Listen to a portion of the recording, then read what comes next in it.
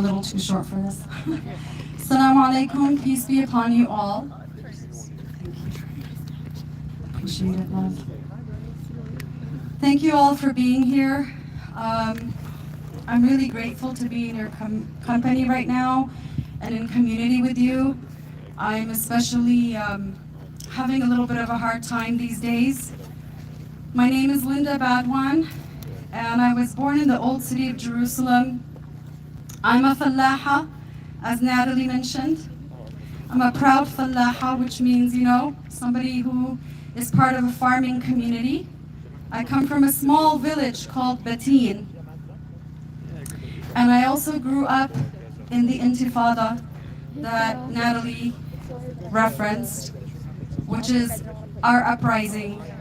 And I was only 9 years old when that started and had to witness many things you shouldn't have to see as a child. Everything you can imagine. Everything you could imagine from, the soldiers coming in to our homes, having to frantically hide my brother, who was just 15, so that they don't take him. Having to walk home from school in what was really, you could consider a war zone, as tear gas and rubber bullets and shooting was everywhere. And we had no way of calling for safety because we were not even allowed to have landlines. The Israelis would not allow us to do that, or the Israeli government. And so we would come home and have to tell our parents that we just came through basically one of the scariest protests. And this was often. We would be in the middle of class and all of a sudden we'd have to be sent home and figure out a way to get there safely. I will tell you that when graffiti was put on our homes, we were forced to go down to our land, get dirt, mix it up with water, and cover all the graffiti in front of our home. So all through the Intifada, our homes looked really pretty ugly, I would say, on the front side. I've witnessed people getting murdered in front of me. I witnessed a 17-year-old get shot and killed by a settler that just got back in his car and drove off. I'll leave you with this. Last week I woke up, I was looking through the news, I clicked on an article, and my village was in this article. It was a CNN article talking about how the settler violence has increased in the West Bank. I saw that my village name was in there in the neighboring village. And I went on to get on Facebook to make sure that everything was okay because our village actually has a Facebook page. Everything seemed to be fine. They had posted the attack from the settlers and it was within the center of the village. So I'm not even sure why they felt they needed to come and attack the village from within. It wasn't even from a main road. They ended up, a few hours later, I ended up checking again. And sadly, there was a video posted of a 17-year-old by the name of Omar, who is a nephew of a dear friend of mine in the village that I grew up with. And I also grew up with his father. He ended up getting shot and killed by one of the settlers. And I just want you to think about this because his father came on and said, "My son is not better than all the martyrs that have been killed through all of this. And as Palestinians, it's our role, it's our plight to continue to fight until the end of time." I hope that all of us here can continue to be a part of that fight on every level, whether it's what's happening in Palestine or what's happening here even locally. We need to support each other at every level. And again, I'm grateful to be with you guys. I'm grateful to have gotten to know so many of you and to be a part of the work that we are all doing. Please reach out to me if you want to be a part of what we're doing. I'm also part of the Colorado Palestine Lobbying and Advocacy Group and the Colorado Palestine Coalition and the Colorado Palestine Club. So please let me know how you would be interested in helping. The other reason I wanted to come and speak with you today is we have 3 local families whose families are suffering greatly in Gaza right now and who are desperate to get their family members out. I know you've probably seen a number of GoFundMes that have come around, and I know it can be overwhelming. I want to assure you that I know every single family member that's local to us here that is asking for our help today. We have 3 families total, and we're going to be passing out the QR codes. Khalid and Muhammad are going to be coming around and passing them out to every group. If you could please share them, scan the code, and share them with the next person. If, for example, you could donate $15, please donate 5 to each family so that we're supporting everybody in this matter. My best friend told me last night that her family's getting all jaundice from the bad water that they're getting in Gaza. Her niece is getting very ill and needs to get out. Her own brother was, killed at the beginning of all of this in Gaza. And so I just want to make sure that we can support them as best as possible. But before we finish, I want to introduce Hassan. He just wants to share with you what his family has been going through, and he himself is from Gaza. And one of the GoFundMe QR codes is for his family members. So once again, I want to thank you for everything that you guys are all doing and for showing up and for standing with us as Palestinians. Where you are going? No, please. I'm afraid this is my first public stage ever. Please, hello, shalom. How are you, my friends? I'm so grateful to be in front of you today. She's asking me to increase my voice. I don't think I can do that. Yeah, I'm sorry. All right. So 4 years ago, when COVID started, this was, I think, at the same time my family was deported, maybe for the 5th time in their life, from Dubai to Gaza again. So when Emirates started her treaty with Israel, I think they kicked out maybe half of the Palestinians there, especially Gazans. And my dad passed away before the rest of my family was deported to Gaza. At that time, I lost my business, and luckily enough, I got something like a rental assistance that paid for my apartment for 4 months. So I called my mom and I told her I'm coming. And she said, how come? I said, Uncle Sam paid for 4 months of my rent. She said, who? And I told her, never mind, mom. I'm just coming. And she really tried to prevent me from coming because she's obsessed about teaching and learning at schools, and it was like exam times for my family there, but I insisted and I came there. I went there. I remember when I arrived in Egypt, it was me, my wife, my little 2 daughters, and I was like standing in front of the Suez Canal at the patio, and I was like putting my head like that, and I was scratching my head like that. My wife was like, what's up? And I was like, look at this desert. I want to get back to Denver. She was like, no, why? Why? So, are you asking me why? Can you see the desert in front of us? Do you want me to cross that desert to Gaza tomorrow? She said, do you know what she said? She said, Moses did it. Like, I was looking at myself and, do you see Moses in front of you? I swear to God, I was about to return to Denver.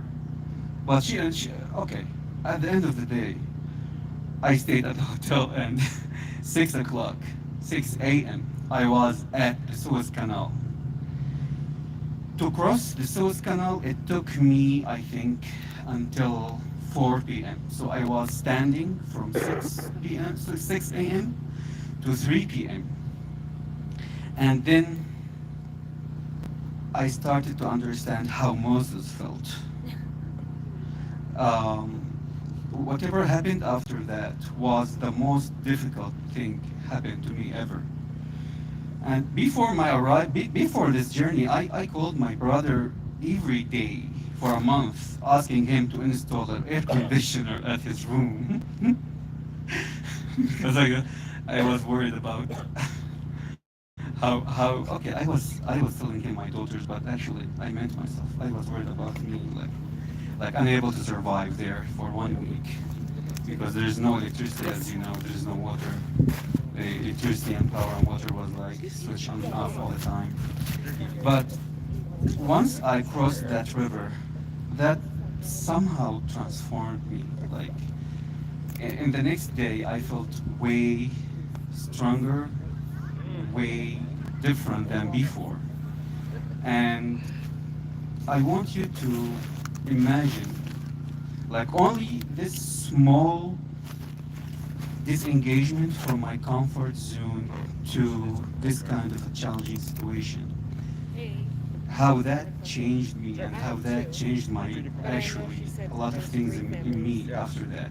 I want you to imagine how the survivors of this war will be after surviving it. And I want you to translate, or at least try to translate the 30,000 deaths that we have until now into maybe a new 30,000 rediscovery of life spirits in the future. Because trust me, the moment you will choose to do something harder, something weirder, something that will connect you to the suffering of other people, this can spark a life in another dimension that you never feel or you never think about. Was there a lot of grammar mistakes? No? That's it. Thank you so much. Appreciate you all.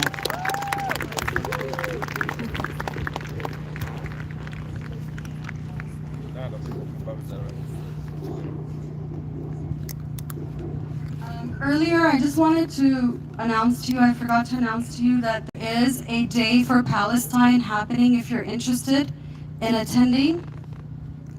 This is happening at the Visual Arts Complex at CU Boulder, and it's being actually organized by a student from Gaza. I encourage you to attend. I'll be posting about it, encouraging all the groups to post. But it's a whole day of celebrating Palestinian culture, and I know that we attend many things that can be heavy on our hearts and difficult, and so I would definitely encourage you to partake in this, and I'll gladly share all the details through social media and through the links. But it's this coming Friday, beginning at 2:30 at CU Boulder. Thank you. Thank you, guys. Thank you for all that you do. This was wonderful. Great job, Leah. Please give it up for Leah and the rest of JVP.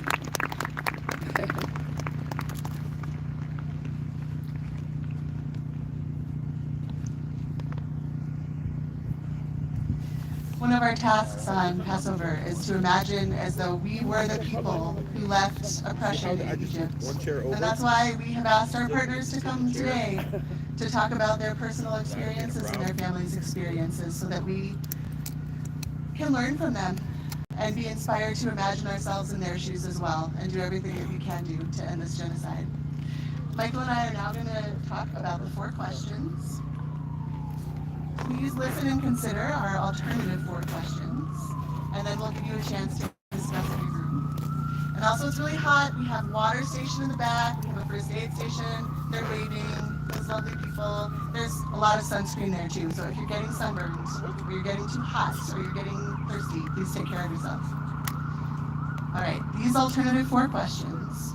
Number 1. Why do we allow our people to treat Palestinians like Jews were treated in the Torah? Number 2, does Israel actually keep Jews safe in historic Palestine or elsewhere? Number 3, why is violence perpetrated in our name acceptable? And number 4, what actions right now would actually keep Jewish life and culture, not Israeli, Jewish, safe in the long term? And as you go off and talk about this with each other, just want to emphasize that the Seder, beyond just ritual, is structured as a lesson. At its heart, it's about learning and opportunity to learn, which is something we do together. So please meet some more people, talk about these questions, everything you heard, as well as quotes on pages 19 and 20, and really excited to see what you all can learn together. There are some cards in your Seder baskets.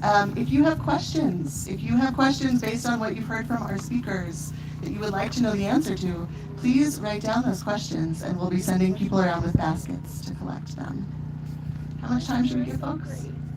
5 minutes. Thank you.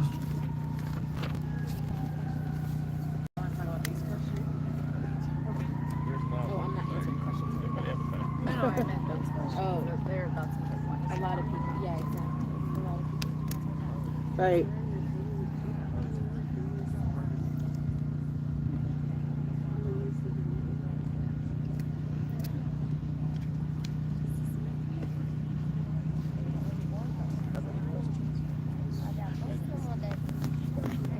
If you want some extra food as you discuss these 4 questions, there's plenty at our sharing table. And the Spirit of the Sun table, which are both to my right. Thank you so much. And we'll be giving you, I know we're over time, and so we appreciate folks leaning in and also taking care of yourselves. We'll come back together to close out in about 7 minutes or so. Thank you.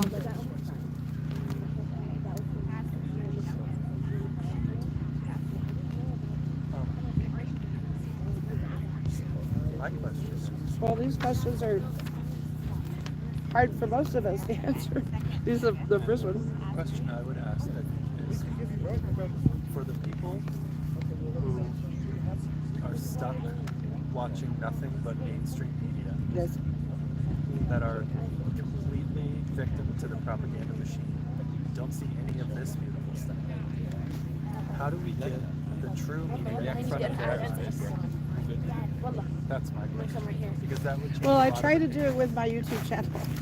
What's your question? Will you say it again? My question is, and I'll write it down, I guess, For me, really.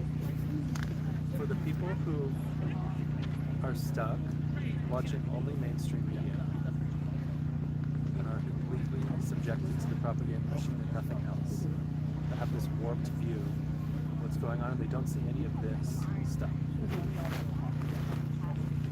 How do we get the true media, or like the true outlets that are speaking about what's actually happening in front of their eyes more? Because I think a lot of people's opinions would change if they saw what was actually happening.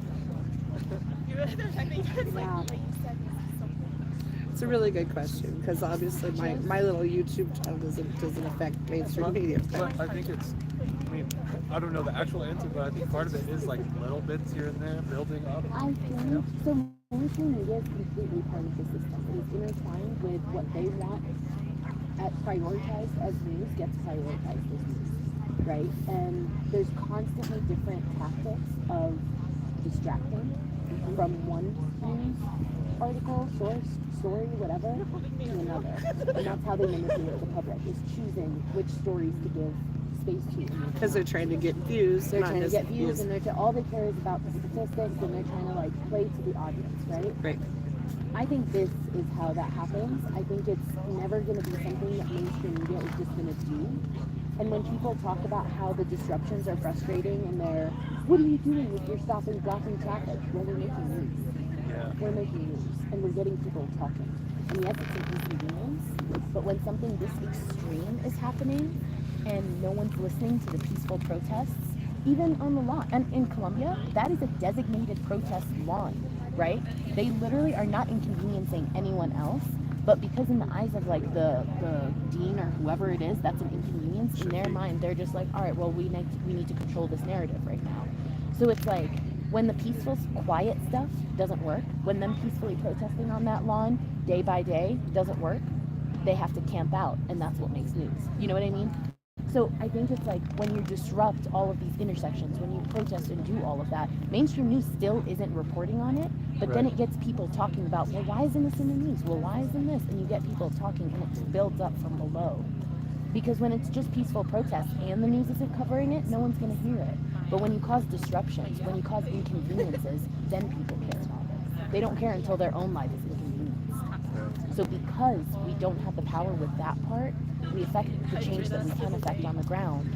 And even if that's inconveniencing other people, this is where I think, especially as Palestinians, especially as any oppressed group, you understand how to process multiple feelings at the same time. Do I want to disrupt people's lives? Absolutely not. Do I have to right now? Yes. So I was listening to T by T, and which was just one of my favorite news media is online. I don't know if you know the Young Turks.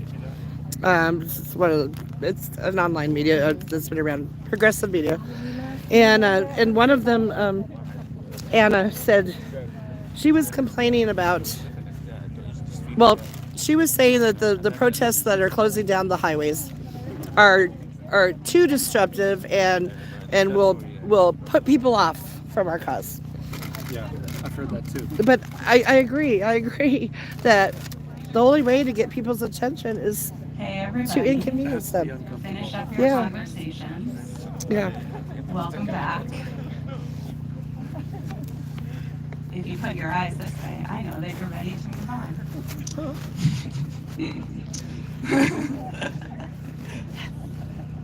Oh, and we have a quick announcement. Here we go.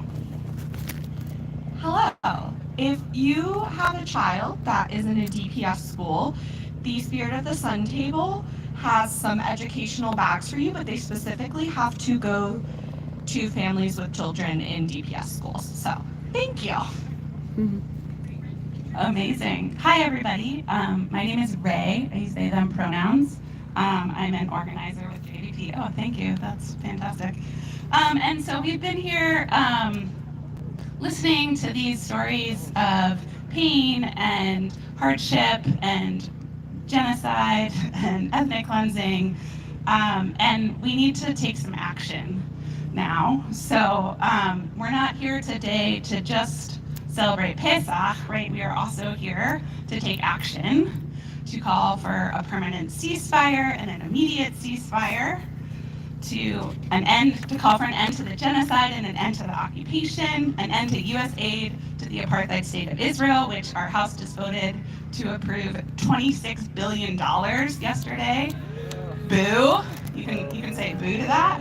Shame. Wow, y'all are so far away here. And we also want to call for refunding UNRWA and the massive humanitarian aid that needs to go into Gaza to stop this imposed famine by Israel. So that's what I'm going to encourage you to do.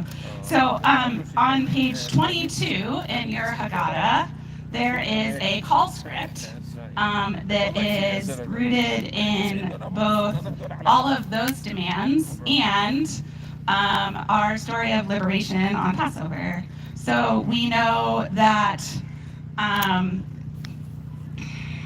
during this holiday where we're celebrating liberation, traditionally, this is a time that feels uncomfortable to celebrate that, for me at least. And one of the ways that I am leaning into that discomfort is to call my representatives once, twice, as many times a day as I can, because they need to hear from us. And they need to know that we demand that they vote no on the military aid, that it is going to the Senate next week. And so they need to hear from us literally right now. If there's any time you're going to call your senator, do it today, do it tomorrow, do it a lot right now, because they need to hear from us in this community. And so folks very amazingly wrote out phone numbers. You're going to get a voicemail today, which makes it so easy. You call, you read the script, they count your voice. You call again, you use your neighbor's name, you use your mom's name, that's okay. And we talk about the oppression and the stories that we just heard, the fleeing from Mitzrayim and the narrow place that we just heard about. So please get out your telephones. And you can either make these phone calls. There is also a QR code in the Haggadah that you can scan to make 3 calls to all 3 of your representatives, your 2 senators, and your 2 senators and your representatives. So I'm gonna make a call now, and I hope you all do too. Oh, can we get some volunteers to hold these signs? Because our MCs are tired. They've been working. Yeah, move them around so people. I'll read out numbers too, but so I would say our number 1 call is Senator Michael Bennett, and his number is, when you're ready, 202-224-5832. Or 303-455-7600. So please make this phone call now. We're gonna just step away for a moment and make these calls. And I'll shut up so that you can make a phone call. I'm gonna make one.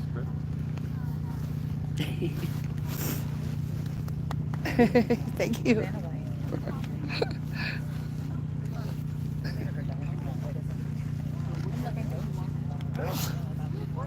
I like my hair set better. Hair set.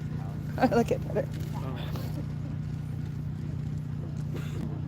This is good. I've been eating a lot of Palestinian food lately, and Middle Eastern cuisine. And I found a market in Aurora that I love. I love that place so much. It was like my new favorite grocery store. And you can get a pound of olives. You can get a pound of olives for $4.99. Nice. Yeah. Put it even.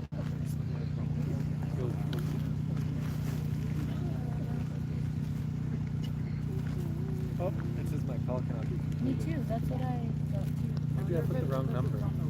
Mm.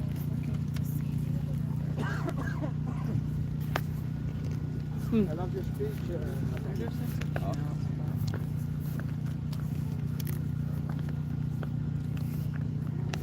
Trying to figure. She said that there was Q codes in here. QR codes.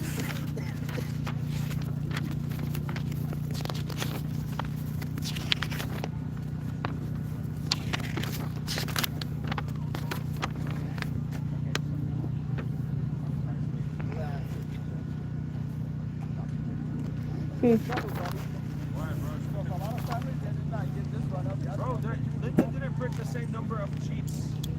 I know. She printed like 25, 10, and like 10. I'm like, what's that? That's right. I don't see the QR code in here. Well, I'm gonna save this for later because it goes through 3 of them off the QR code. oh, you found it? But the number didn't work. I did, yeah, just voicemail. Oh, here it is. I didn't even. On page I 22. did the 303 number. I didn't do the first one. And then there's a QR code, I guess, in here. Yep. I did the 202. If anybody's on the phone banking group as well, the link usually there's a link daily that like calls Hickenlooper, Bennett, and then your local representative. Oh, really? That's nice. I'm not on that. I don't have the capacity to be on a Reddit group. Ah, Can you fair. send that? Sure. Thank you. Just so Don't I think. have that. Actually, I do have your contact info. Yeah, on Signal. What is red? It's good. I'm really happy. Shout out to banking group. That's a lot. I started when there was what's it called? Incorporated on dividend or whatever. So when we Oh, this is there to by this introduced, so they did that. And I was like, Oh, you've never had matzo bread? No. Oh, okay. But I mean, mass produced matzo bread. But it's been a while. Right. Yeah. Yeah, it's just like, yeah. Yeah. It's more like a crisp. Right. On and off since 2015. This is a little hardier. I left. All right. Are we done with our phone calls? Some people? Cool. Awesome. Thank you. Thank you. Keep this script. Call again. And come see me if you want to join a phone bank group that reminds you to do this every day, which is awesome and extremely helpful. I'll be over here by this blue canopy. Thank you everybody so much for calling. So we're gonna keep us moving. Got a similar situation, but on the Syria side, where the Syrian government doesn't like my mom's side of the family. So, why do you want me to do food? You guys have my dad comes out, I should say. Now, if we continue in the Haggadah, as you'll see on page 21, we are not going to go through all of the plagues today, but we just want to reference some things that we're skipping today. So as you can see on page 21, there is the list of the 10 plagues that are often referenced in the Passover Seder. We also know that there are many, many current and modern plagues of our time. And so take a moment to read over the content on page 21. And then there's also a very fun song that we often sing when we talk about the plagues or when we tell the story of Passover. So I'm going to invite Ray back and Ryan up for some song time. Get ready for that. It wouldn't be a Jewish event without some guitar. So come on up. And we're going to be singing on page 23. They had to and I said that I'd stay for like the coalition. You're just gonna get Natalie stuff for it. Oh, you're Thank you. She did tell me as she was leaving. Hello. Get help and stuff. Here we go.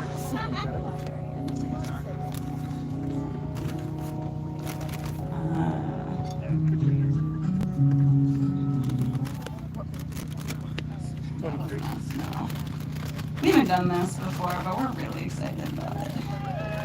Woo! So, yeah, right? Look at that. And then, Most supportive audience you're gonna find. Such a good job. This is why like I speak at like CBC events. I can't speak in other places. It's like, yes, everybody says good job. Like support. let's just So do, far I haven't slipped up that like support is real. or should we do moments here? a kosher kitchen.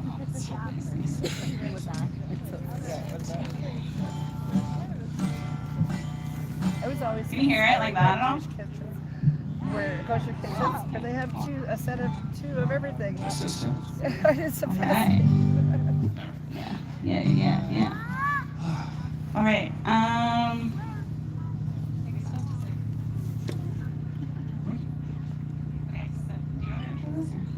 Sure. We got this. Great. Oh yes. So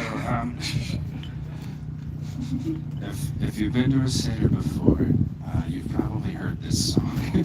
It's very simple, but I can quickly read what's written in the Seder. Why do we say Dayenu? Dayenu means that if we reject each step towards justice because it is not a complete liberation, we will never be able to achieve liberation. We must continue to nimbly and flexibly push ourselves and our communities towards radical and adaptive change. And with Dayenu, we have an opportunity to honor each step towards freedom as enough, even as we are already embarking on the next step. The word Dayenu means it would have been enough. What does this mean within the context of collective liberation? Surely each step in the Exodus narrative would not have been enough on its own. We must work together to move towards liberation, where Dayenu is a time in the future of full and collective liberation for everyone. This song is, for those who know it, feel free to join us on the verses. For those who don't know it, the chorus is very simple. It goes like this. Die, Dayenu, die, Dayenu, die, Dayenu, Dayenu, Dayenu, Dayenu, die, Dayenu, die, Dayenu, die, Dayenu, Dayenu, Dayenu. Let's all try it. Die,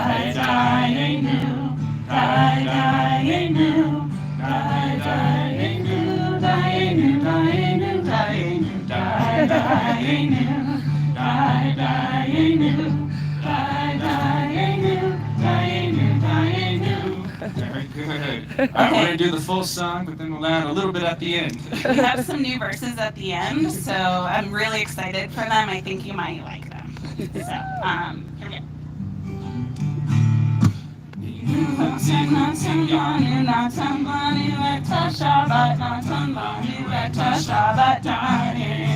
Oh, that's wrong. You need to start again. From the actual top. Hotsi. Hotsi,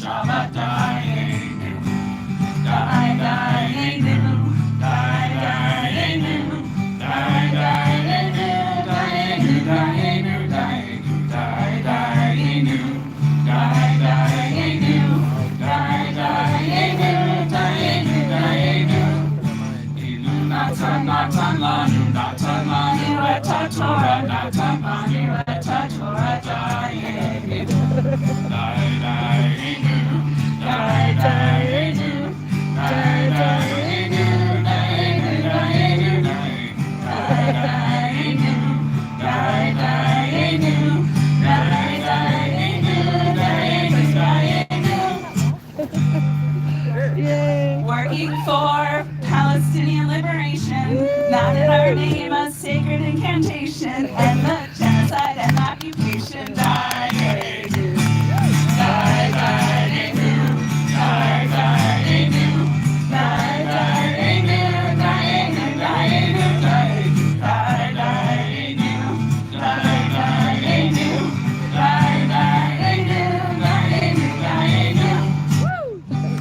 Let us pray that it comes to be from the river to the sea. Palestine will be free. Here we go.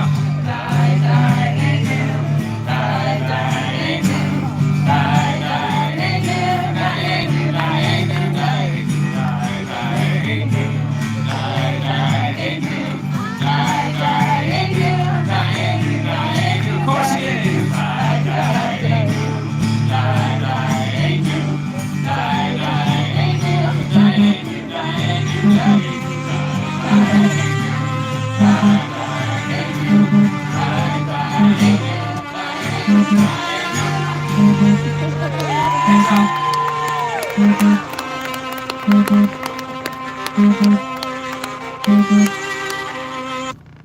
Wow, can you believe it? We have these stars in our community?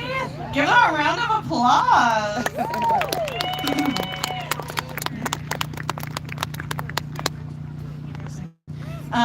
So, we've reached the part of Seder where we need to find the afikomen. What is the afikomen? I know what it is. It's the middle matzah that we didn't break with you, but we did do it earlier. And the afikomen is a piece of matzah that's been hidden in this park. So we need help from the children and the children at heart. The children and the children at heart. I need to ask the people who hid the afikomen if there is some range of where our young people should be looking for it. Yes, Oh, yes. Mira knows. Yeah. Go ahead, Mira. We tried to space it out a little bit so that the kids were relatively visible within the group. So if you go out that way by the trees over here or slightly behind right here, you'll find them anywhere among the trees, potentially around in the open areas as well. There's 10, no, how many? Sorry, there's 20, 30, 40, who knows how many? So, due to small miscommunication, we have double the afikomen. So there are 20 afikomen for you all to find. I don't know where the other 10 are, but 10 of them are when Mira just told you. Are they around the same vicinity? If Nikki has any thoughts on that, that would be great. But I think mostly they are like in this area, maybe around the trees, more in this area though. So 10 over here. Yeah, if anyone's going that way, there's a little field right here that's kind of blocked off with this blue paint. It will not be beyond that. So it'll be on this side of where those lines are to help you with, like, if you're going through the trees right there, not to go too far. So have fun. Okay, everybody, go for it. Go search for the Afikoman. We have to find it so we can end the Seder. So you have to find it. Please help us. There's like 5 that are over there. Right. There's none over here. There are. I put them that way. They're over there. I said by the trees. That's why I said where the blue lines are. Okay. I said where the, that's why I directly said there. There by the tree. While the kids are going to be singing, finding the Afikoman, we're going to continue singing some songs. But that's what I wanted to say. They're on page 29 and 30 if you'd like to join us. We're going to start with a classic. If I had a hammer in the morning, I'd hammer in the evening, all over this land. I'd hammer out danger, I'd hammer out warning, I'd hammer out the love between my brothers and my sisters and all my gender neutral friends. Oh, you added it. Oh, okay, sorry. All over this land. They're going the right direction. If I had a bell, I'd ring it in the morning. I'd ring it in the evening. All over this land. I'd ring out danger. I'd ring out warning. I'd ring out the love between my siblings and my sisters, all over this land. Ooh. Is Ryan gonna come up and play? Yeah, you got it. You mean this isn't what you were looking for? Go ahead, Ryan. Oh, you're gonna do the song. I sing it in the morning. I sing it in the evening. All over this land, I'd sing out danger, I'd sing out warning, I'd sing out the love between my siblings and my siblings, all over this land. Ooh. Well, I've got a hammer, and I've got a bell, and I've got a song to sing, all over this land. The hammer of justice, it's the bell of freedom, it's the song about the love between my brothers and my sisters, all over this land. Ooh. I think we got some Afikoman finders. Let's see it. Yes. So if you are kiddos who found the Afikoman, usually when kiddos find Afikoman, there's oh, we have more. Oh my goodness! Amazing! Wow. Your prize is love and care. Your prize Also, there was just the one that you guys had to is find. sharing it with your people that you're sitting with. Your prize is a new beginning. Your prize is a hug. Your prize is a high five. You want one? Yes! Yes! Good job! Anybody else wants a high five? I'm giving them out. So get ready. And if you found your Afikoman, maybe you can share it. Share those around you. This homemade matzah, 4,000 pieces of homemade matzah, just 400. 4 million pieces of matzah that we made. And maybe in exchange for the Afikoman, you can ask your adult, how are you going to take action for Palestine, for land back? Woo, woo. Only you can hold your adult accountable. Well, I think we might need to wrap this up. What do you think, Al? Thank you, everybody. Thank you, Ryan. Wow, wonderful. Thank you, everybody, so much for coming out today. This is like such a special event. It's really nice. Oh, sorry, you're just following Al around. Don't worry about it. So, everybody, it's so exciting. We're so glad that you're here. We're gonna wrap up together from this very powerful event. We just really want to share a lot of gratitude for all the folks that are here, our wonderful partners from Colorado Palestine Coalition and Spirit of the Sun. Yes, and we're gonna do something else too. In order to close the Seder, usually, typically in the words that end the Seder are Lashana Haba Yerushalayim, next year in Jerusalem. This tradition is much, much older than Zionism and the political state of Israel. Before political Zionism, Jerusalem could be interpreted as a conceptual place or future conditions of freedom and liberation.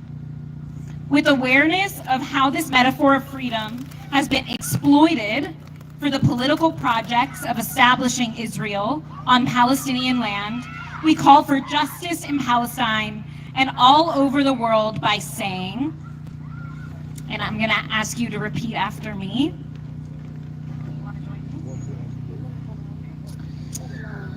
Min halnar ila al ba'ar. Oh, Minanad. Yeah, let's find the page number. Page 30. Thank you so much. Page 30. Page 30, everybody. Min nar il ha'abar. From the river to the sea, Palestine will be free. Sorry, am I completely destroying this? Save us. Thank you. I'm so sorry. I'm so sorry. I'm so sorry. No, you're fantastic. Great. Here we go. Here, she's gonna say. All right, so It's it's the in Arabic, saying from the river to the sea. We're saying min al-nahar ila al-bahar. Nahar, river, bahar, sea. Min al-nahar ila al-bahar. So, yeah, thank you. Oh, yes, sounds good. Min al-nahar ila al-bahar. Palestine satatharrar. Palestine will be free is what that second part is. Should I do it in English too, I guess? All right, from the river to the sea. Palestine. Oh, sorry. I love it.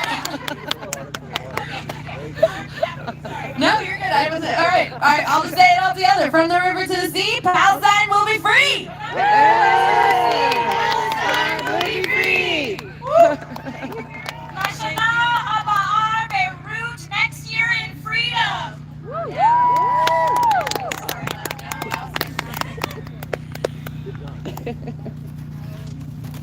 Thanks, everybody. Thank you so much for being here. We are officially wrapping up. You're welcome to stick around, chit chat, talk to your neighbors, and also please visit the groups that are here, and also take anything else with you so we can leave the park nice. What a and nice clean time. and What a pristine. beautiful ceremony, huh? And take any extra food with Beautiful. you. Also, I think we probably have extra food at the Seder table and also at the sharing And I'm table glad you were and sharing also it at with the us Spirit too, of the guys. Sun. So Love you. please share with your communities so that we are all taken care of. Okay. Again, Lashana Haba